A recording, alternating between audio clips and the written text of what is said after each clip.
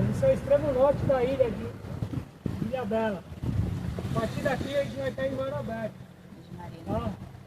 Isso aqui era uma fazenda antigamente, que ficavam os canhões aqui para entrar no porto. Esse daí agora é um patrimônio histórico, tombado. Ninguém pode mexer. Tem dono, mas não pode fazer nada aí.